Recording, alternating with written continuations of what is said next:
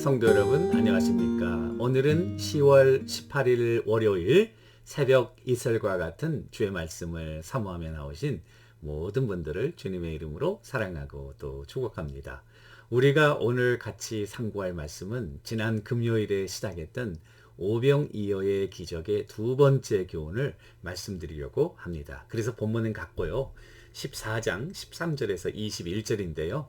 우리 다시 한번 제가 받들어 읽도록 하겠습니다. 예수께서 들으시고 배를 타고 떠나사 따로 빈들에 가시니 무리가 듣고 여러 고을로부터 걸어서 따라온지라. 예수께서 나오사 큰 무리를 보시고 불쌍히 여기사 그 중에 있는 병자를 고쳐주시니라. 저녁이 되매 제자들이 나와 이르되 이곳은 빈들이요 이미 저물었으니 무리를 보내어 마을에 들어가 먹을 것을 사 먹게 하소서. 예수께서 이르시되 갈 것 없다. 너희가 먹을 것을 주라. 제자들이 이르되 여기 우리에게 있는 것은 떡 5개와 물고기 2마리 뿐이니이다. 이르시되 그것을 4개로 가져오라 하시고 무리를 명하여 잔디 위에 앉히사 떡 5개와 물고기 2마리를 가지사 하늘을 우러러 축사하시고 떡을 떼어 제자들에게 주시매 제자들이 무리에게 주니 다 배불리 먹고 남은 조각을 12바구니에 차게 거두었으니 먹은 사람이 여자와 어린이 외에 5,000명이나 되었더라. 아멘. 이것은 우리에게 주시는 하나님의 말씀입니다.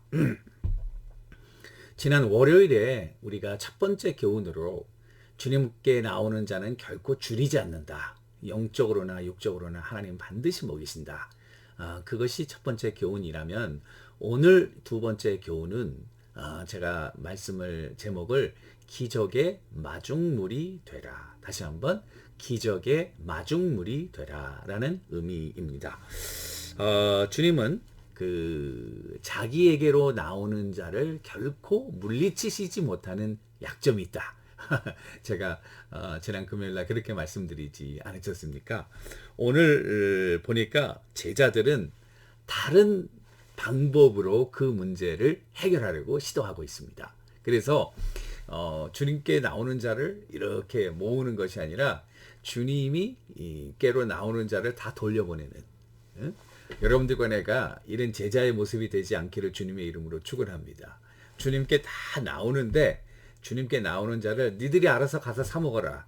그리고 돌려보내는 그런 제자들이 되면 안 되겠죠. 교회 사역도 여러 니들을 가지고 오는 성도들을 맞아들여야 되지. 아이고 내가 바쁘다. 우리 사역이 힘들다. 또 내가 피곤하다. 이거 귀찮다. 다 돌려보내면 여러분 그런 사역자는 주님의 제자로 자격이 없는 것입니다. 오늘 그 제자들의 조언은 뭡니까? 무리를 보내어 음식을 사 먹게 하소서. 무리를 보내어 음식을 사 먹게 하소서. 오늘 그들은 드리고 저녁 때가 됐고 그러니까 이 사람이 너무 많고 그러니까 어떻게 해결할 수 없으니까 스스로 해결하도록 그렇게 하십니다. 근데 주님이 뭐라고 그러냐면 You give them something to eat 이렇게 말씀하고 있습니다. 요한복음 6장에는 이 사건을 아주 재밌게 기록하고 있습니다. 빌립이 예수님의 제자 중에 한 사람 빌립이 이 수학이 뛰어났던 사람 같아요. 계산법이 아주 사리분별이 밝고 계산이 뛰어난 빌립이 이거 계산해 보니까 뭐라고 그러냐면은 조금씩 이 무리를 먹여도 떡을 살려면은 200데나리온이 필요하겠다. 하루 노동자의 품삯이 한 데나리온이니까요. 200데나리온은 거의 7개월, 8개월 동안 풀리 일해야 되는, 그러니까 얼마나 많은 사람들이 모였다는 사실을 알 수 있죠.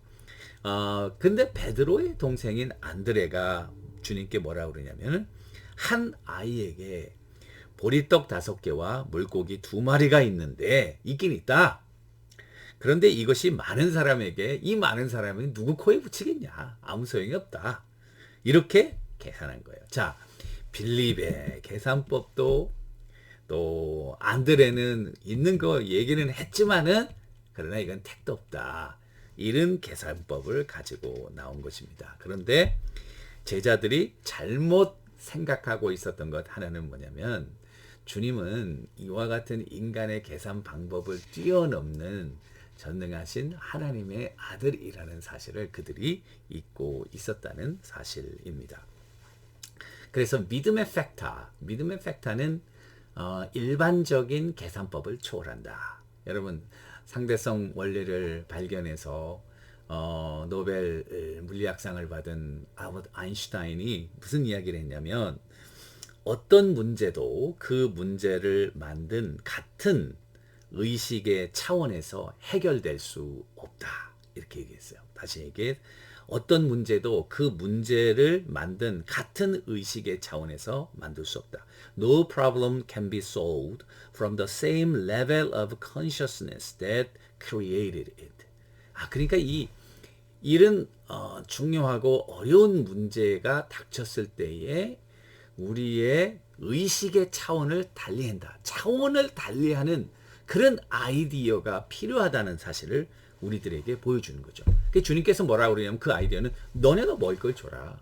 너희가 먹을 걸 주어라.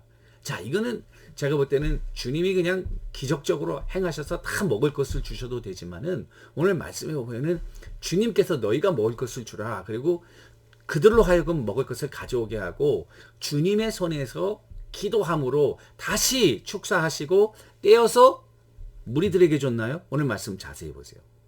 주님께서 축사하시고 떼어서 제자들에게 주시매 제자들이 그것을 무리에게 주니까 다 먹고 남은 것이 12강주리에 넘쳤다. 이렇게 기록되어 있거든요. 그러니까 저는 이 기적적인 놀라운 역사를 주님이 단독으로 행하지 않고 우리는 팀워크이다. 같이 일하는 것이다. 주님의 파트너 삼아서 주님도 제자들이 필요하고 그리고 제자들은 주님이 definitely 필요하고 그러니까 주님이 기적을 행하시고 그것을 기적을 행할 그와 같은 오병이어를 손에 가져온 것은 제자들이죠. 그리고 그것을 축사하시고 또 제자들에게 제자들도 그리스도의 사역의 일부가 되도록 역사하셨다는 사실입니다. 팀워크로 함께 일할 때에 그것이 주님 앞에 올려질 때 기적을 행한다는 거예요. 또 여러분들이 이 사도 바울도 늘 팀워크 하셨지 않습니까? 그리고 여러분들의 커미티라든지 또 맡은 사역도 혼자 하는 것이 아니라 같이 우리의 뭐 조금한 거 이게 뭐 안드레가 생각한 건 정말 어떻게 보리떡 5개 하고 물고기 2마리로 이거 정말 한 해가 먹어도 이게 정말 배부를까 말까 하는데 이게 5,000명에 무슨 소용이. 그러나 일단 우리가 할 수 있는 정말 보잘것없는 그런 거지만은 그것을 가지고 오라 이거예요. 주님 앞에. 그러면 주님이 그걸 기도하시고 거기에서 능력의 역사가 일어난다는 사실입니다. 여러분 저는 시골에서 살지는 않았지만은 오랫동안 그 방학 때마다 거기서 서너 달씩 살고 그래서 거의 반 시골에서 자랐다고 해도 과언이 아닌데요. 거기 우리 집 그 시골 앞에도요 금산인데요. 거기도 우물가가 있었어요. 몇 년 전에 제가 한국에 총회로 방문할 때도 그 우물가에서 그 우물을 마셨는데요. 그 우물은요 옆에 늘 양동이에 물 한 바가지가 있다고요. 그 마중물이라고 해요. 마중물은 기적의 마중물이 되라. 그 마중물이라는 말은 뜻은 뭐냐면은 맞이하는 물이라 이게 맞이하는 물. 그게 순수한 우리 말이에요. 얼마나 아름다운 말입니까? 마중물. 그러니까 이 마중물은 이 펌프에 뒤 밑에 물이 많이 있는데요. 그냥 안 올라와요, 그것이. 그래서 일단 거기 양동이에 있는 물 한 그릇을 펌프에다 부은다고요. 위에 구멍이 뚫려져 있거든요. 부어요. 그러고 나서 펌프질을 하면은 그 물이 큰 물을 끌어올리는데 마중하는 그런 역할을 하는 거예요. 자, 그래서 이 기적의 마중물이 된다는 말은, 제 말은 우리가 오병이어의 그런 일들을 한꺼번에 만드는 어마어마한 빵 공장이나 음식점이나 재물이나 이런 건 없잖아요. 그렇지만은 우리는 오병이어야 보리떡 5개, 물고기 2마리는 있지 않습니까? 우리가 가지고 있는 우리가 생각할 때 별로 도움이 될 것 같지 않은 그와 같은 것들을 믿음으로 주님 앞에 드리라 그 말이죠.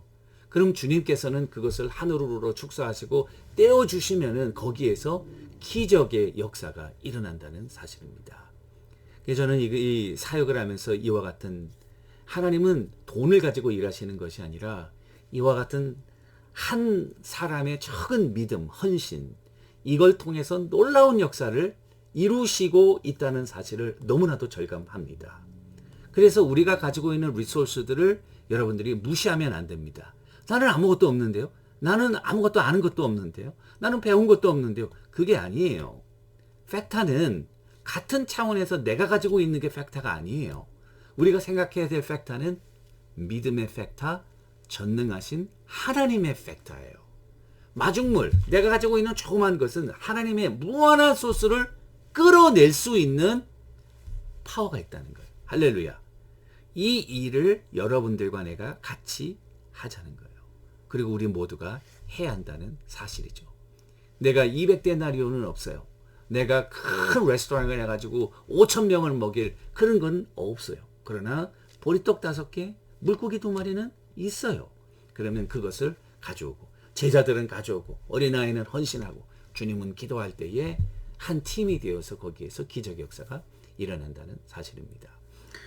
여러분 1883년에 루신다 볼드윈이라는 여사, 오하이오에 있는 그 여선교회 그 여사가 스크랜튼 선교사를 보조한 88불의 선교 헌금. 뭐 그 당시 88불이면 뭐 그렇게 큰 돈은 아니잖아요. 여러분 생각해 보세요. 세브란스가 기증한 돈이 35,000불인데요. 거기에 비하면 정말 어떻게 보면은 한 보리떡 5개도 안 되는 그런 액수지만, 그 88불의 선교 헌금이 지금의 이화, 세계적인 대학인 이화 여자대학을 만드는 마중물이 되었다는 사실입니다. 우리는 하나님의 능력을 과소평가해서는 안 됩니다.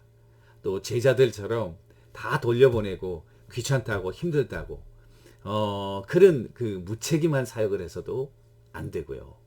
주님이 원하시는 것은 큰 거, 많은 거, 대단한 거 원하는 것이 아니라 기적의 마중물이 되라는 거예요. 그러면 장중 안에 붙들려서 하나님의 장중 안에, 그리스도의 장중 안에서 그것이 기적의 역사가 돼서 모든 사람들이 다 먹고도 충분히 남는 그와 같은 역사를 일으킨다는 사실입니다. 그와 같은 기적의 마중물의 역할을 오늘도 여러분들과 제가 감당하는 한 날 되시기를 주님의 이름으로 간절히 축원합니다. 기도하겠습니다.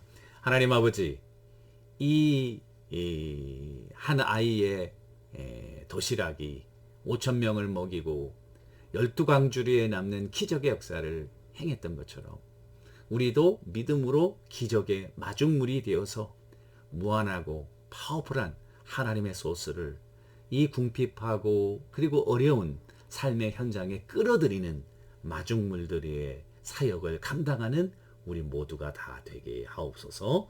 예수님의 이름으로 기도합니다. 아멘. 여러분 오늘도 기적의 마중물이 되는 그와 같은 한날의 삶이 되기를 주님의 이름으로 간절히 축원합니다. 감사합니다.